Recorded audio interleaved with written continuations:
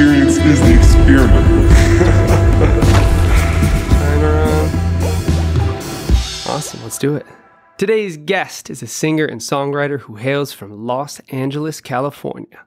She brings her take of dark pop music, and at just 18 years old, she's already started to build a strong fan base. Please welcome today's guest, Kaylee Lauren. Hi, Did I say everything correctly? Yeah, thank you Got it so all right? much. So you grew up here in LA. Yeah, Where about? kind of like everywhere, like West LA, Calabasas, Beverly Hills. Like I've always been moving. Moving around. Wow. Yeah. And what's your favorite place so far? Ooh, I love West LA. It feels like New York to me, like especially on Wilshire. Like I just love taking a nice walk and feeling like I'm in New York. Absolutely. Yeah. Having that like ability to just step outside and there's lives everywhere living around you. Yeah, It's so it's cool. inspiring. So is your family musical? I mean, you're pretty young to be doing as well as you are. It's awesome. And you write your own music? Yeah, I mean, that's incredible. thank you for saying that. Yeah, my mom's side of the family, like they're all super musically inclined. My grandpa's in a band. Like in a blues band, and he's just the coolest ever, and he's been teaching me how to play piano. He just bought me my first guitar.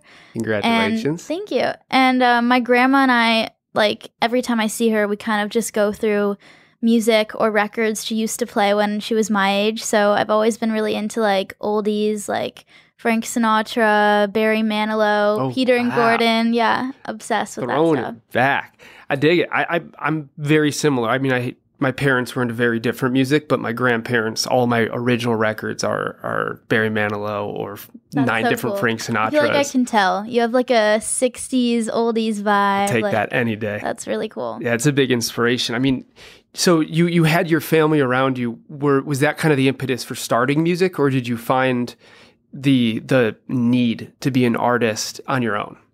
Ever since I was a kid, I kind of was super musically creative. I was always in plays. I got the lead role in Annie when I was a kid. That's like sick. I would just sing and dance throughout the house. Like I would just sing at any moment, like humming. And anyway, so ever since I was a kid, I've just loved it, been obsessed with music. I never knew how. I just was like, I'm going to be a singer when I grow up. And in like 2020, I started writing songs kind of because I needed an outlet to express myself.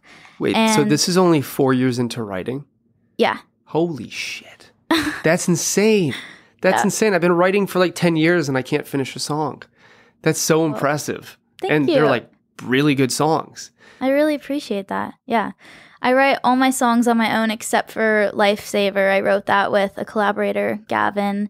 But yeah, writing is amazing. It's like such a therapeutic thing for me, and I kind of express every like single vulnerable feeling or thought that I have in my writing and just hope that people will understand it and feel it and resonate. Well, that's the weird dichotomy with being a songwriter is there's no truer way to explain how you're feeling. Yet no matter how specific and honest you are, everybody's going to have their own way to connect with it. Yeah, that's cool too. Have you had anybody like reach out and be like, hey, this song helps me so much? Or somebody that you're talking to like, Oh yeah. but like their reason was so different from the reason you wrote it? Yeah. Every day I get like beautiful messages on Instagram or like whatever on socials, and people will just tell me their whole story of how their boyfriend broke up with them, or especially Lifesaver is kind of a very specific for me. It's more about like trying to save someone in my life, and someone commented about it like, oh, like I need saving. Thank you for this song. Like I feel like I'm the one that needed saving. So yeah, so people take it all in different ways, and I think it's so cool because it's like I don't feel like I'm writing like I put people's names in it, or I don't say like he or she. I'm kind of just like you, and people can resonate with that, and that's awesome. Yeah, it's like up to the interpretation of the person. Yeah. I'm always curious with songwriters.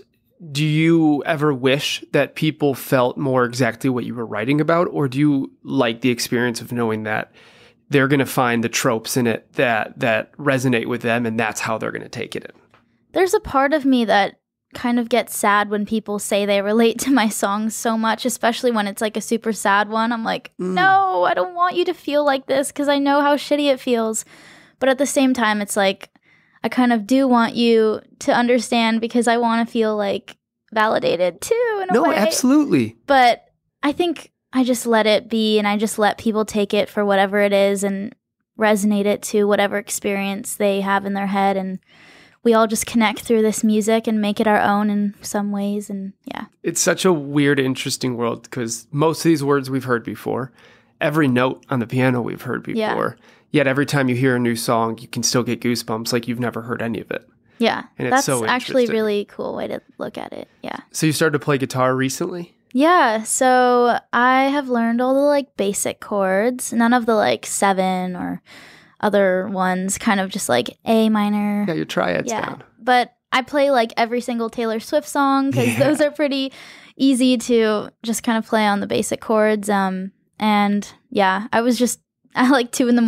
last night. I was just playing for like an hour and recording covers. It's so fun. So I'm guessing your Memos app on your phone is just full. Oh yeah. Yeah. Okay. That seems to be a pretty common phenomenon in this industry. Yeah. So you're starting to play guitar. Do you play piano as well? Yeah.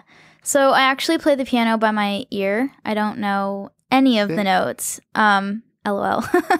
Yeah, I kind of just play by my ear. My grandpa's like that too, and I think I just got that talent. Absolutely. And I'll just hear a song and be able to like play it or learn it, and that's kind of just how I write my own songs. You're all good. I'm like, Lana, mute your phone. I forgot to mute some mine. Messages about your music. Sorry. What was You're talking about how your grandpa plays by ear. Yes. So yeah, I've learned to play by my ear and I kind of just play different chords and whatever my hand honestly goes to. I'm like, oh, that sounds good. I'm going to go with that. Don't know what chord I'm playing, but it sounds good.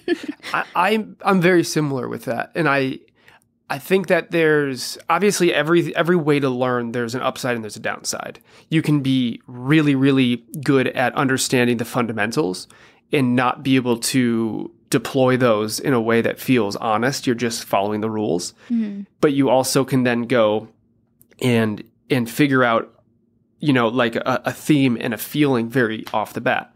Versus like me and like you, where it's very much by ear. There's almost this more personal connection because as you're finding these notes, it's like you're exploring. Everything's new, and the only reason it works is because it works with your ear, and it feels good. And like to me, there's something really cool about that, where it's almost like the reason you start making music. Like when you don't know what you're doing, but you get that chord down, you're like, wait. And then you're trying to remember it and you forget it. And then you get back to it and you get excited again. It's just like, It makes it more of an adventure, which I think is really fun when you're the creator. Totally. I love making music. And sometimes when I get caught up in the social media aspect of my music and I like the numbers and all that, as soon as I pick up my guitar, I'm just like, wow, like, no, this is the reason why I'm doing this. Not Absolutely. The numbers, not anything, or not the stupid comments or however many comments there are. Like, it's literally the music that should be tying me to my dreams, not the numbers. And all the other stuff has its time and place. Like it's a business, of course, but I think the only reason that we need to learn that side of it is so we know how to handle it when somebody else is running it. Yeah. It's like learn how to protect yourself for later on when you have some social media manager or whatever, and you understand your business. But I do agree, and I feel like having the separation between the two, understanding that part of it is for business and the bulk of it is because it's a necessity. Yeah. Most of us would be doing this if we weren't getting paid and we weren't trying to get somewhere with it. It's just the business side of the music industry is something I'm really interested in. And I always, like we were talking about before, I kind of am really into the social media world and the business aspect of it. I'm actually starting to take UCLA classes. Killer. For music marketing and turning talent into dollars, those kind of courses. It's really cool. I learn about record deals, how what they kind of sneak into record deals or how to protect yourself, what words to use, what to not say in interviews or something. So important. It's so cool and I'm learning so much and I like recommend that for anyone if they can get like Yeah. any class. Like it's so key. I'm learning literally so much that can protect me from, the dark side of. Totally. Yeah, no, that's so big, and being able to advocate for yourself Yeah. is really that's sustainability in this industry. Being able to understand what's really going on in the contracts, or like having some level of awareness of what words mean and not just signing your life away is a good thing to have. And it's going to find you at some point here, and it's how you know how to deflect it and how to combat those situations. When I first moved out here, I had a band with my girlfriend. And we were doing decent. We were doing pretty good, and signed a deal for a remix through a major with a sketchy dude. Shouldn't have. And that song came out and our names weren't on it. And that was my schooling though. So I'll take that because I understand how to not be in those situations. But like what you're saying by taking these classes, first of all, I think the business classes are more useful than the music classes. Hot take. Yeah. The music classes are awesome, and they are for some people for sure.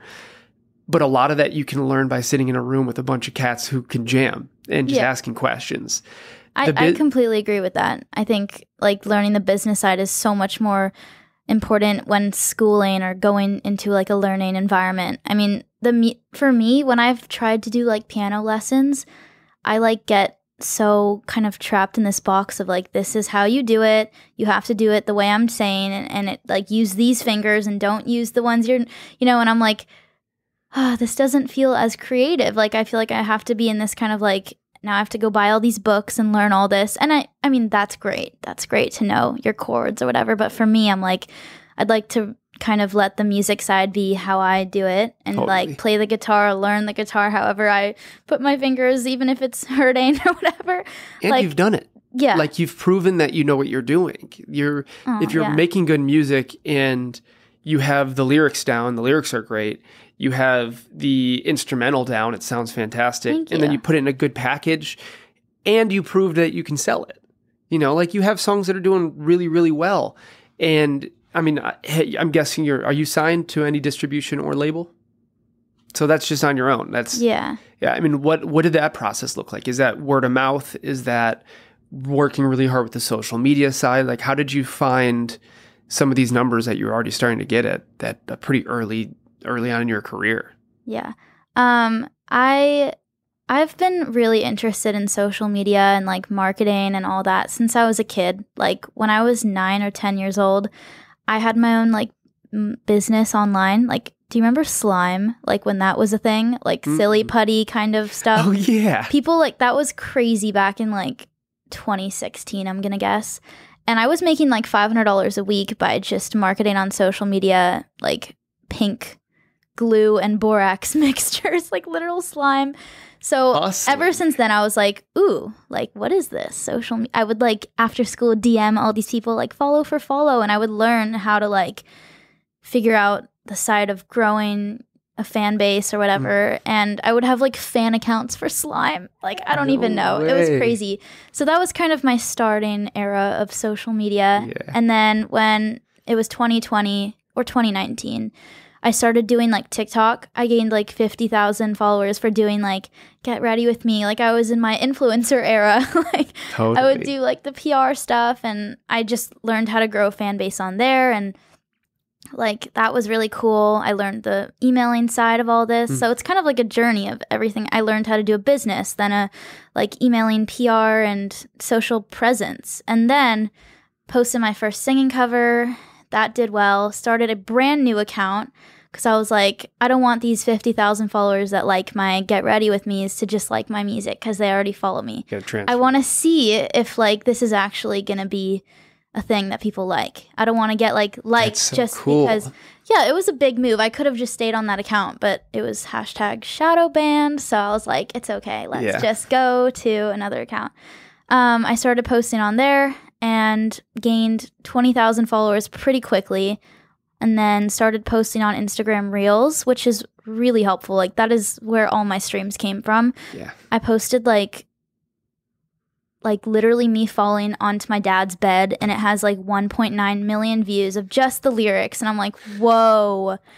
Then I kind of reenacted the lyrics in a video, and it got 3.9 million. Holy shit. Yeah. And people seem to really like when you put like a very popular movie or show with your music behind it. Like I would do like Euphoria, like the girls in the mirror crying, or then put my song in the background. Those get millions. Like people, that's like a good Instagram reel thing. That's so interesting. Yeah. That's so smart. I mean, you really, I think there's a false narrative where people think that just because you try different things on social media first, that you're kind of an influencer rather than a musician. And I have friends that come on here that as an influencer have 30 million. And then but from, they've been an influencer for 5 years and they've been a musician for 25. Mm-hmm. And people just don't know what they don't know. They only see the influencer side, and then they start putting out their music. And like you were saying, they have to try to converge these fans who know them from whatever TV show or whatever they've been doing for years, and try to get them to be music fans. And that's almost harder than starting new.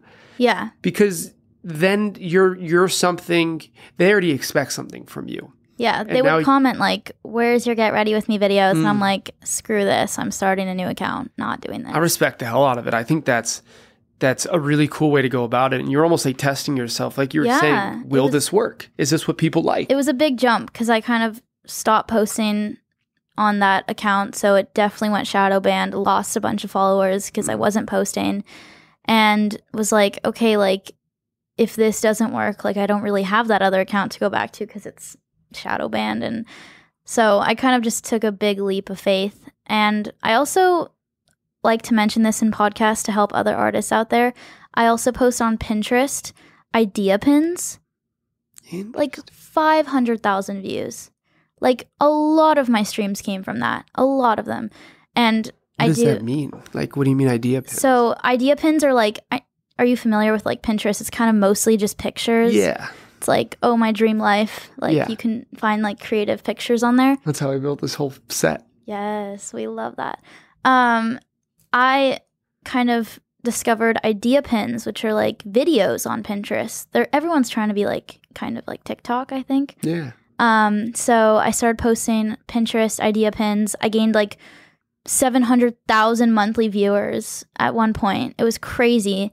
And 500,000 views, and you can put a link to your Spotify or anything, your Instagram, directly on the video thing. So people would click to my Spotify, go right to... Yeah, it's crazy. I still get a lot of like views on there, and YouTube Shorts is really good. That's my favorite. Like that is really good. So my YouTube Shorts do better if I post at like 3 or 4 in the morning. Right? Than any time during the day. So weird. It's so weird. I don't know what it is. I think like the international people are like super on social media at that time, and they're like, I don't know. They're the best fans. It's so crazy. I love them. So I want to go back to this Pinterest thing, because that's out of the 100+ episodes I've done, I've never heard that. But it makes so much sense, because like when I was going to find ideas for the studio, I'd see something I like, and then I'd click on it, and I'd go to whatever link was there. Yeah. So that's pretty much. You can also make money on Pinterest. Like I haven't done it, but I've seen that like you can find something on Amazon, make it look cute, or like find a picture of a bedroom that has like a heart-shaped light. Literally like that. Yeah. I wasn't even looking 5 there. below. And then like put like, like cheap light, anything, and put your Amazon affiliate link and get millions of views, and people will go you can make money off of that. There's like so many ways. I haven't done that yet. I'm like gonna try that soon when I have time on my hands. But yeah, like look into like social media. Don't look at it like, oh, I'm not getting views, so social media is against me. It doesn't work in my favor. Like see it in a way that like you can gain knowledge from it and experience and keep trying. Not everyone's first video is going to blow up. Yeah, I mean, it's like, I think people, just because of their view of social media, expect that everything is this quick come up for everybody. Yeah. But nobody treats it like like the 99% of the jobs out there. Like if you open up a dentist office and you have no clients, you have to go get those clients. Yeah. You have to bring them to you. They're not going to just show up. And I think that separation has become way too pronounced because like you were saying, it's like, this is a trial and error thing. And if it doesn't work now, that doesn't mean that it's not going to work later and mean so much more than it working a month ago or whatever. Yeah. I think a hard truth is that the algorithm is a thing, and sometimes videos will just do well for no reason at all. Like you didn't even put time into it. Like the video of me falling onto my dad's bed, I did not think anything of that. I saw it on someone else's TikTok and I was like, oh, I'll try that. And like 1.9 million views later, it literally made half of my streams, I think. And there's videos that I like work so hard on. Like, I'm going to make it look cool, put something weird in the background so people comment about it, dress really cute, do my makeup, and it's like 500 views. That's like, you so never crazy. know. Just post. Literally post a video of, like, musicians, if you're watching this, literally post a video of falling onto your bed with the lyrics. I don't know. It works. Do whatever. Absolutely. go that's on- amazing. Yeah, I go on, like, Instagram Reels or TikTok, and I think my family thinks that I like scroll for fun or like I'm on my phone too much, but I'm like constantly just learning and like, why did this video do well? Like I'm always on the business side of my brain switched on. Like when I'm scrolling through Instagram Reels, I see this video of a girl who's promoting, I don't know, her blanket company. I don't know.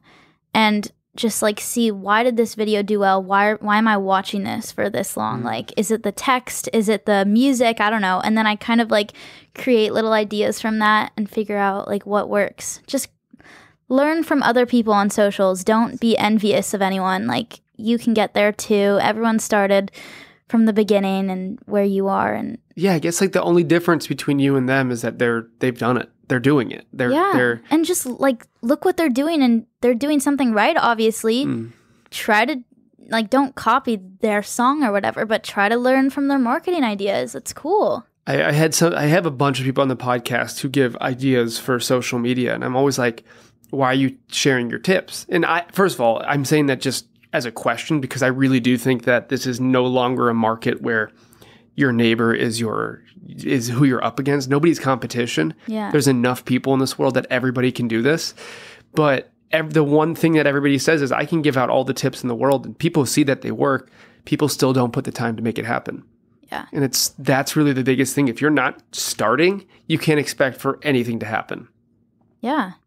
I mean, social media is a great way. I've heard so many success stories, and I surround myself with people who are very like-minded and are successful from social media because it's so inspiring. Like, I'm not the type of person that will not follow people on social media because they have a better life and I'm jealous, or like, oh, I don't want to see someone that has a better life than me because it's making me feel like shit about myself. You know, those kind of people, like unfollow everyone who makes you feel like that. I look at it, I think it's the way you look at it though too. If you have the strength of like a good mindset to look at someone and be like, okay, Taylor Swift is on a world tour. I could either look at this like, why am I not there? Or why am I not like that yet? I've worked so hard. Or I could say like, whoa, like look at this like setup with the lighting, or look at how like she's passionately performing, and like one day I can maybe open for her, or I can play at the SoFi too. Like I start manifesting, journaling. Like it's all about your mindset. I think that's a good thing for artists to think about. I think that's 99% of it. I think that there's a threshold in this industry, and in order to get in the door, you have to hit a threshold. You have to put in enough hours. You have to be good enough. You really have to want it badly enough. Yeah. Then from there, there's the next 95% of it is, how are you looking at life? How are you looking at these situations? Yeah. Are you envious, or are you letting that be the fire under your butt? You know? Yeah. Like you're saying, there's so many people who would rather denounce or put down the person who's doing well than be excited for them and understand that somebody's doing it. Therefore, why can't I be doing it as well? Yeah. I see artists who are doing really cool things, and I'm like, hey, that's another thing to put on my vision board. That's huge, though, and that really makes a lot of sense of why you're finding success as well outside of just having the music. There's a lot of great music, but how are you going about life? Are you envious of the world, or are you excited that people are doing things that are amazing and that's inspiring you to do amazing things? Yeah. I think a lot of what I've seen to a lot of why I think my music has been successful is because of taking time for myself and kind of soul searching, realizing things like outside of the music business world and like focusing on myself, not in a way where like, oh my God, like 6 a.m. I wake up and I do 100 million 100 million steps and I make my matcha and I do my 30-hour workout. Like, no, I journal and I, make vision boards and I take time for my mind off of social media. You know what I mean? Like that. I find like my music or my videos will like coincidentally or not do well when I'm kind of like not overthinking about why this video isn't doing well and I'm just taking a step back and like writing or playing the guitar. Like, yeah, it's, I don't know. There's so much to say about your mindset and the business and all that. Well, I think if you think about your mindset, like in the internals of your brain, like piece of pie, there's only so many pieces. Are you using a full piece of that to wonder why you're not somewhere that you'd like to be, or why something didn't work, or using that to gain inspiration and further yourself? Like, so many people who are so upset at everybody else who's doing better, or so upset that what they're doing isn't working, they're using all that space. They have no more room to better themselves and actually become the person that will be successful. Like that's a process, that's a practice, it's a muscle that you have to work out constantly, or else it'll atrophy. Yeah. And if that happens, then you have to be even stronger to get back up and do it again. Yeah. And it's a cycle. It's very cyclical, and people get stuck just in this washing machine loop. Yeah. Where they fall and then they pity the fall, and then they get back up and fall again, and then they pity the fall even more. Versus somebody like you, like what you're saying is, when you fall, you get back up and you go look at how beautiful the flowers are that you fell next to. That's a good way to do life. Yeah. I think I've been surrounded by a lot of people who have not thought like that. And I'm not the type of person that surrenders to a situation and I'm like, oh my God, my life is horrible because of what this happened or this person said, or this person's not in my life anymore. Like I kind of am like a very spiritual kind of like energy. I love that kind of stuff. And I'm always like, okay, this happened for a reason. Like whether it's my music or just life in general, like this happened for a reason. Like usually when things are falling apart, things are falling into place. You just don't know it yet. Like that has kind of been my mindset.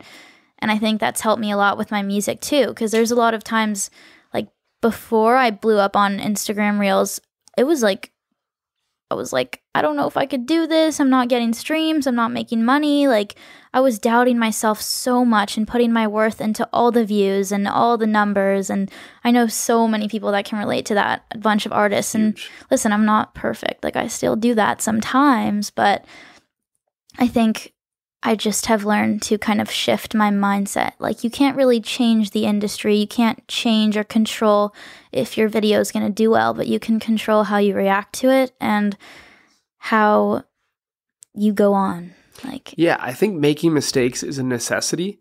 It's allowing yourself to analyze those mistakes, not make them again.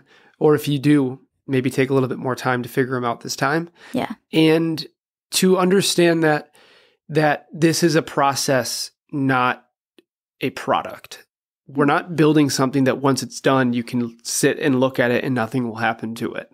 This is a process. This is something, I have so many people who come here who are legit successful and the most sad people I know. And it's because they worked on only the success and not the self. And if you're building one vertical and this needs to rely on this, and this needs to rely on this, but one's building like this and the other one's down here, something's going to collapse. Yeah, I wrote a song about that actually, kind of about how everyone wants to see what it's like at the top and people push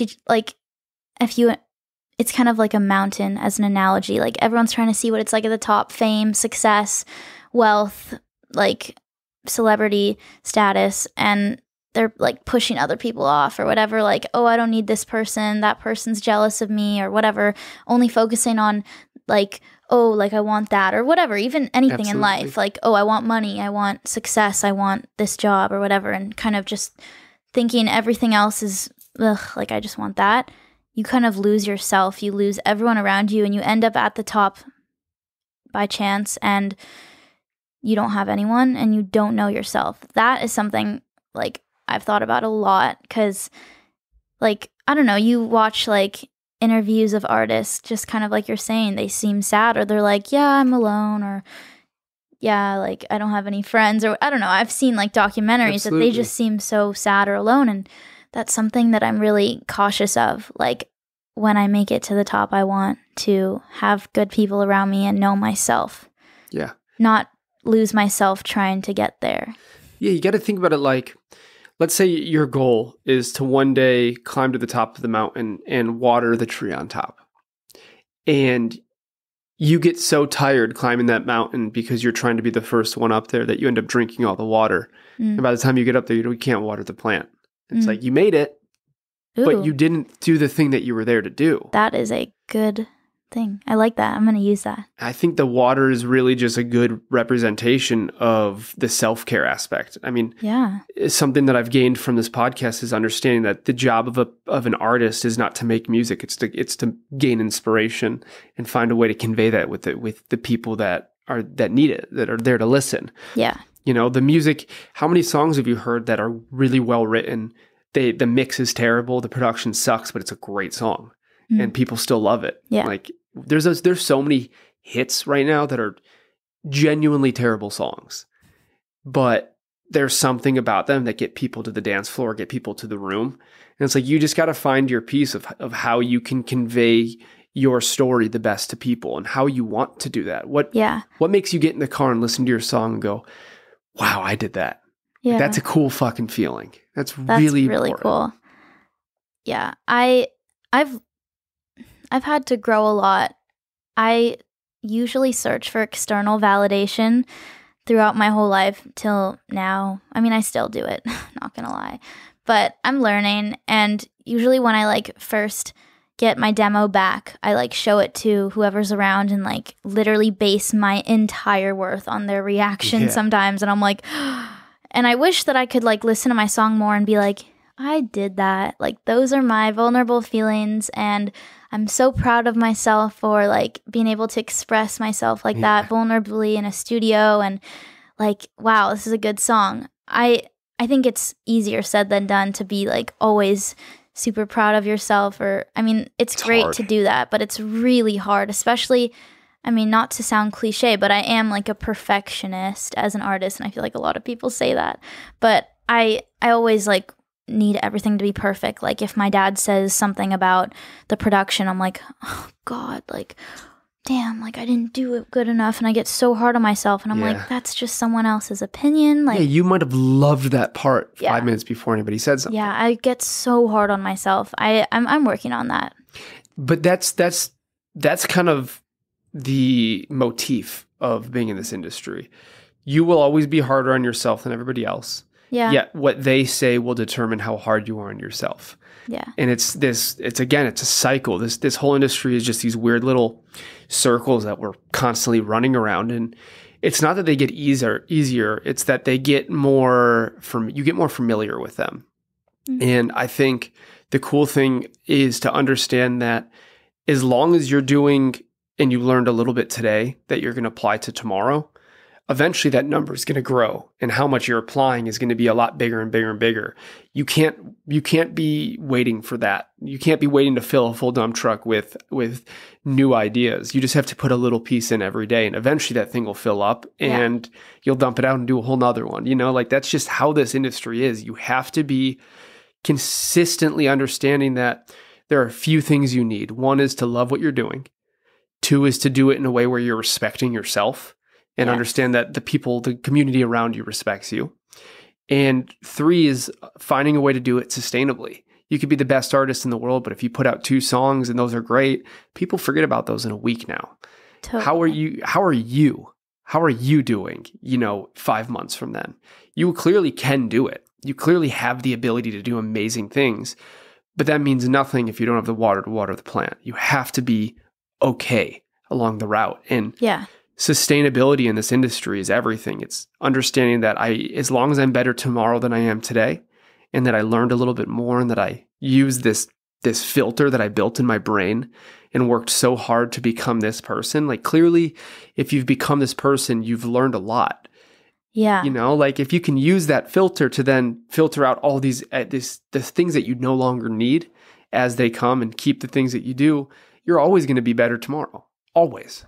Yeah, I was told when I was about 15 or 16 that I needed to find my image. I needed to know what my thing was, who is Kaylee Lauren at 15. And I was like, I was like, whoa. Like, I was told this is homework and I need to know by next week. And I was like, God, what? I don't even know who I am at 15. I still am learning about myself. I don't think anyone, I don't know. I don't know if anyone fully ever knows themselves 100%. Every day new experiences or opportunities happen that change who you are completely, or change the way you think about things. Yeah. Even someone's influence. But that was hard. I was like, I need to take care of myself, because I'm not going to try to figure out. I was putting butterflies in my hair and getting clips of or makeup, doing weird things, and I was like, what am I doing? This is not who I am. I'm trying to be this persona. And I think it's cool to be authentic in the music industry and be yourself. That's what people like. And there are things that work out when it's you can have this persona, or every album is a new persona. That's cool. But I think also always coming back to your authentic self. I think Taylor Swift is a good example of this. I feel like she has all these eras and every album is different, but I feel like it always goes back to the same authentic writing. She is still herself, people know her very well. Absolutely. And I think that's really cool. Her writing is always super vulnerable and honest, and that's something that I always look up to. Well, I think you're allowed to have fun. Yeah. I think that's part of this. And first of all, I've never met a 15-year-old who knows himself. Or their image. And you always think you do. Don't get me wrong. At 15, you think you know what's going on. Yeah. Being 27 and far enough away from 15, if I look back at photos or videos or whatever, it's the cringiest shit in the world. I can't. But at the time, I thought I was a big shot. And the older you get, first of all, the more you realize that everything you think is cool at that time will eventually, your kids or your grandkids or whoever it is will let you know that you were a dork. That is always, I promise, my parents thought they were the coolest people. Now, when I see these pictures of them in the 80s, dorks. And that's okay. But that is just to say that the goal of a child, of a 15-year-old, is to try shit and just keep trying shit and fuck up and figure out things and succeed and fuck up and just keep having these experiences, because you don't have to be anything yet. Mm-hmm. And I'm 27 and I'm doing the same exact thing. I promised myself when I was 3 years old that I was going to be a musician. Aww. And I stuck with it. And right when I started finding success, I realized that was no longer the route where me making money from that was benefiting my mental health. And I found a way to use that dream and transform it into something that has become my career, my life, what makes me happy. And it's just to say that all I'm saying is that the only person you need to impress is you that day. Not you tomorrow, not you yesterday, not you in 10 years, because you'll never live up to who you are in 10 years. And you'll never be fully proud of the person you were, because the only person that understands who you are at this moment is you in this moment. Make that person proud, make that person happy, try shit, see the world. There's so many opportunities to find something new that you love. And if your mindset is I'm only going to do one thing the rest of my life, then you're going to miss out on things that will turn you into the person you need to be. Oh yeah. I think I was just thinking about that the other day, because change is something that's kind of really scary to me.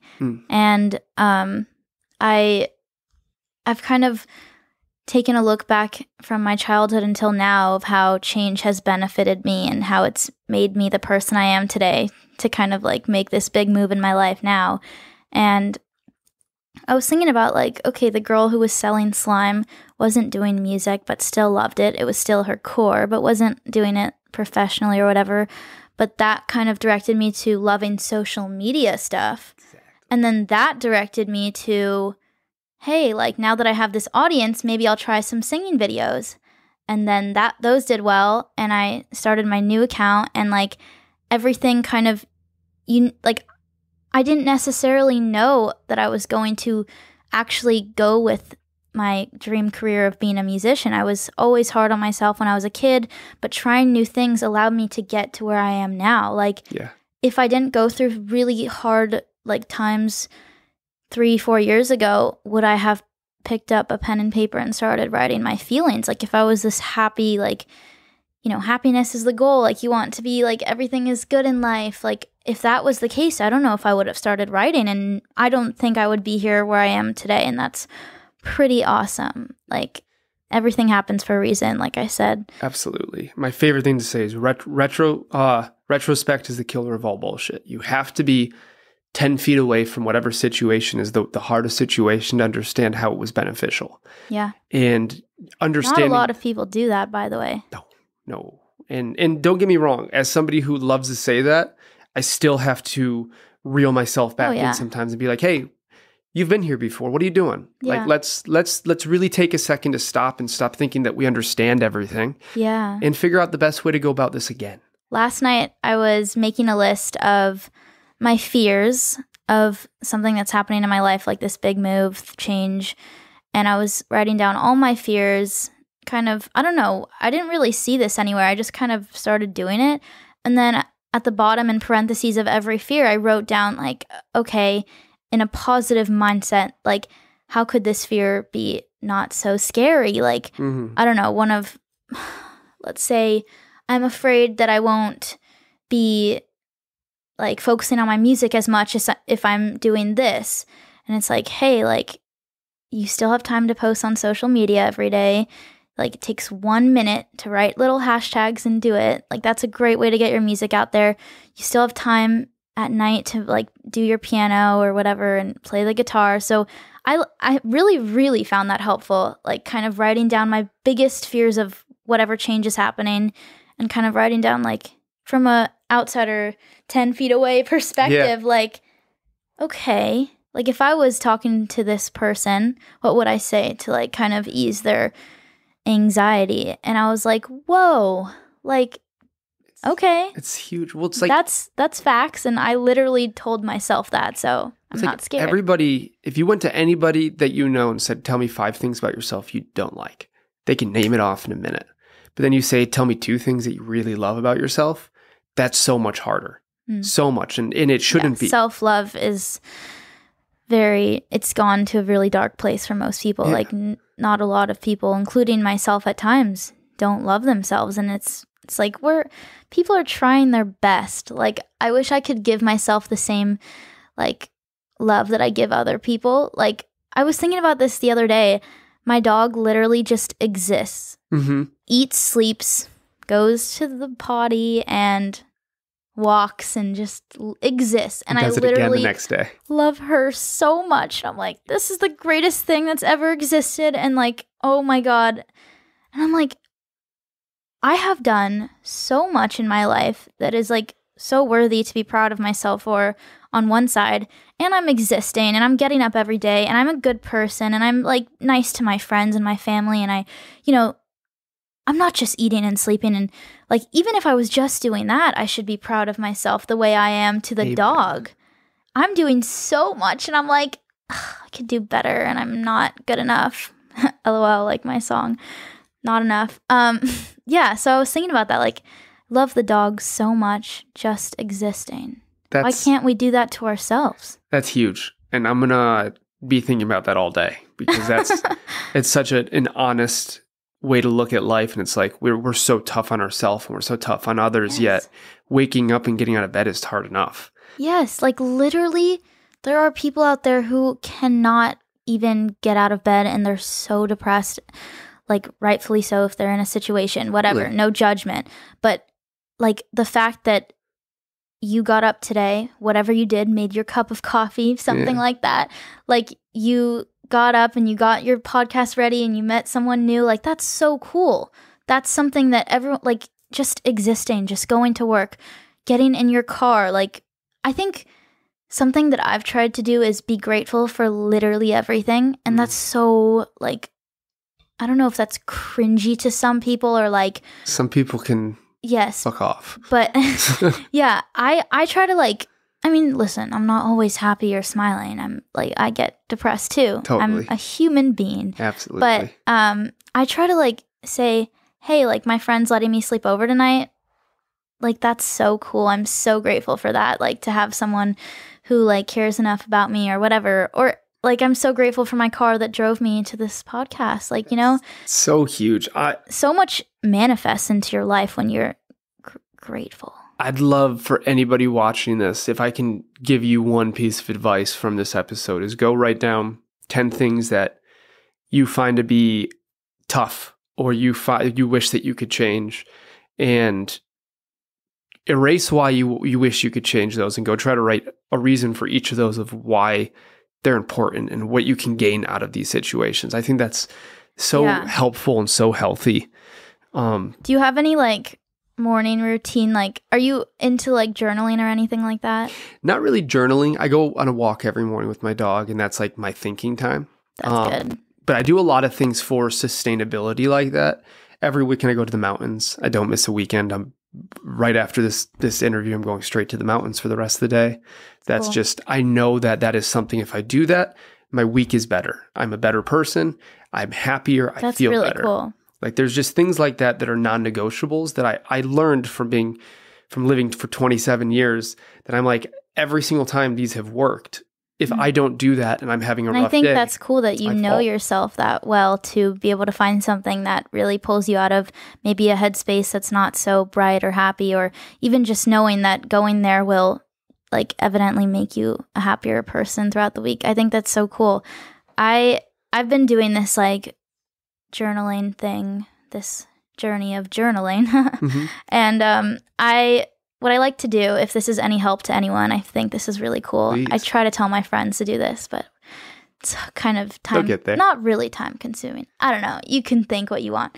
So basically, I tend to do it the night before. Maybe I'll write like a to-do list of things I have to do the next day. It's cool like the next night or the night of the next day, to like be able to check off like, hey, like I got up, I did my skincare, whatever. It's like feels good to feel accomplished like that, or I don't know, that works for me.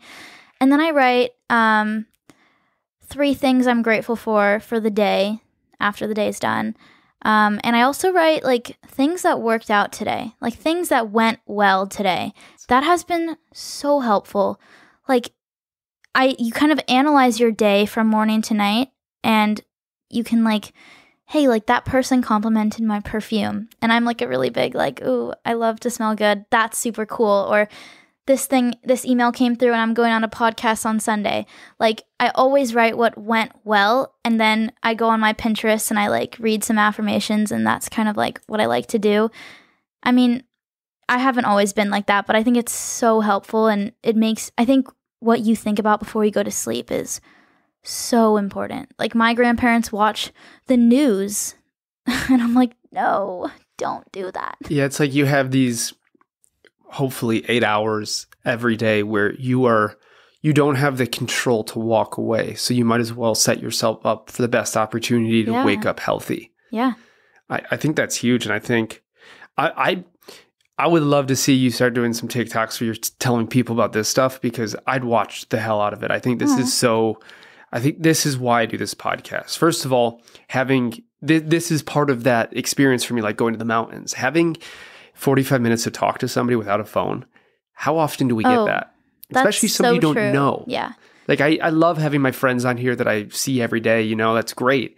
But having somebody on here where your first opportunity to meet them, that's kind of why I try to go like not schmooze too much before, is because I really want this opportunity. That's actually so true. That's kind of cool. I never thought about that. Like, I feel like I've known you for so long. We're sitting here talking about like my morning routine. But yeah, that's so cool. It's just find the things you love and find the things that work. Yeah. And be, if you're going to be hard on yourself about anything, be hard on yourself about doing the things that you know make you happy and make you better. And you are the only person that can stop or start those things. So that's where you do need to be your personal coach sometimes and be like, hey, what are you doing? You're in bed an extra 20 minutes, but you know that you don't have time to go on a walk now. And you know that that walk would have made you a happier person today. Yeah. So now you're not allowed to be hard rude on to yourself anybody. like that. That's cool. And I think all of this ties back into success musically, because when you focus on the way your outlook on life or your energy or whatever you want to call it, your affirmations, your manifesting, your vision of life, it all ties back into your career or what you're focusing on in life. Like if you're a happy person, you're focusing on yourself, you're doing good things for yourself, good things come into your life. Like you're grateful for an experience that anyone else probably in your family would have been like, oh my God, my life is over. Like everyone has hurt me. Like I hate everything. I hate you. Like if you can I think that's another thing, like your family expectations or their mindset, like adult stuff or family stuff that they try to put on you, how they see life. I don't know. That's kind of my thing. Yeah. But I feel like a lot of people can relate to that. Even if it's friends, like people who put their outlook on life onto you, and it might be a negative thing. I think the biggest thing is to get away from that. And if you can't, just change yourself, change the way you think. You literally cannot change anyone else. And you cannot tell your parents to think about a situation in a different way because they've been here way longer than you. And you can only do the work. Like we are so lucky to have YouTube and all these things and books that are so into bettering yourself. Yeah. I think just to wrap it up, I think if you're allowing other people's idea of who you need to be to mean more than who you are to yourself, then it's worth finding a way to grow out of that. Yeah. And it's not a get out of it thing. It's not, you don't walk out a door and you're away from it. You have to grow out of it. It's a process, but like working out, if you want to get swole, that's going to take a second and you have to be willing to take that step by step. But just before we wrap this up, what's next? What can we expect music wise? What's in your world right now?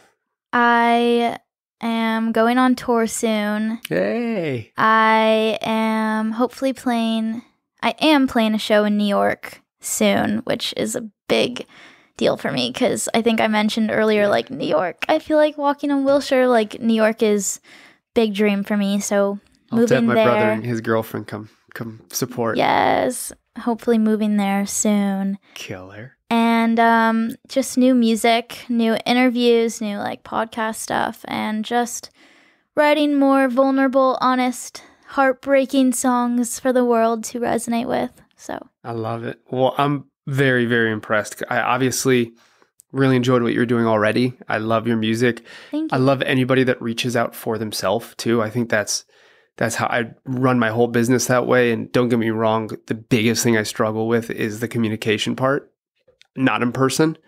That's something I'm working on, but seeing somebody do it for themselves, especially somebody who's 18 years old. And when I was 18, I was doing fuck all. I wasn't advocating for myself. So that's always so impressive for me. I love the music. I love what you're doing. I think your mindset is beyond admirable. And I think if there's anything I can say from this podcast is if you need, watch it 3 times, whatever it takes to get these lessons that you're speaking of jammed into your head. It's so helpful. And the proof is in the pudding. You've got you're building a really loyal fan base.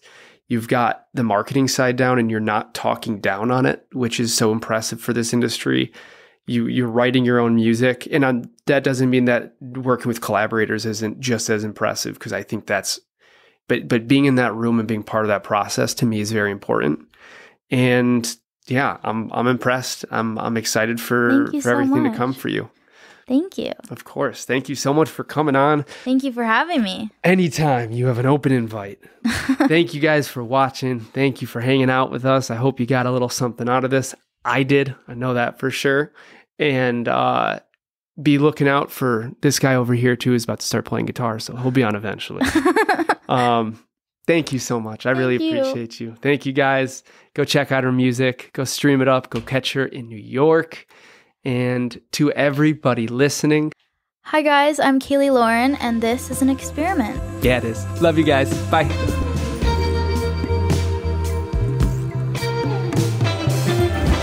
The experience is the experiment.